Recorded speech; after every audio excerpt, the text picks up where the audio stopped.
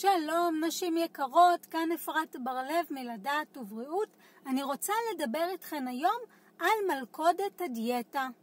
כן, דיאטה היא מלכודת שיש לה את ההיבט הפיזיולוגי. כשאת נכנסת לדיאטה, את אוטומטית אוכלת פחות, אבל הרבה פחות.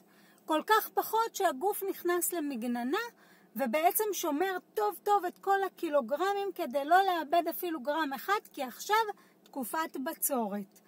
ויש את המלכודת הפסיכולוגית. כשאת נכנסת לדיאטה, מחליטה על דיאטה, ממחר דיאטה, את בעצם נכנסת לתחושת חסך.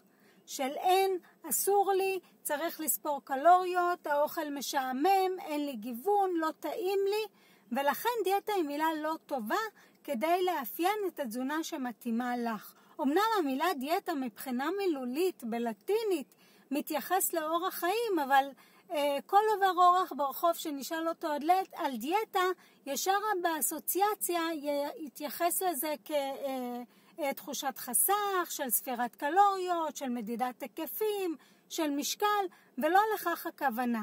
בסדרת ההרצאות שלי, אפרת תעשי לי סדר, גם אני רוצה להיפטר מבעיות בריאות, אנחנו נדבר על גישות שונות לתזונה, שבהתאמה אישית אומנם, תופעת הלוואי שלהן היא הפחתה במשקל, אכן המטרה שלהן היא בעצם לקדם בריאות בהתאמה אישית לך.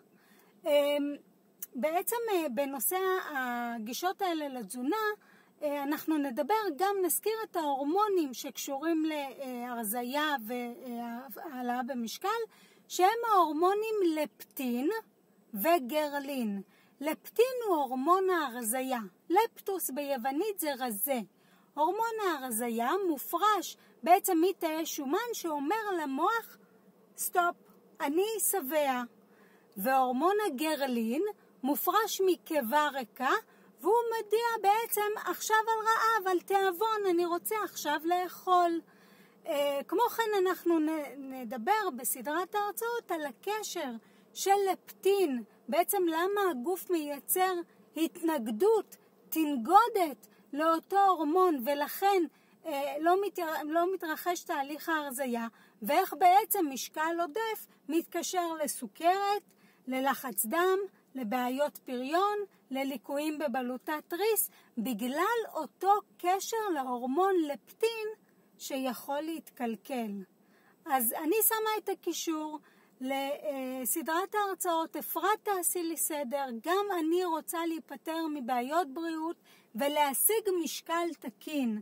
על כל זה ועוד נדבר בסדרת ההרצאות. אני מחכה לך. ביי ביי.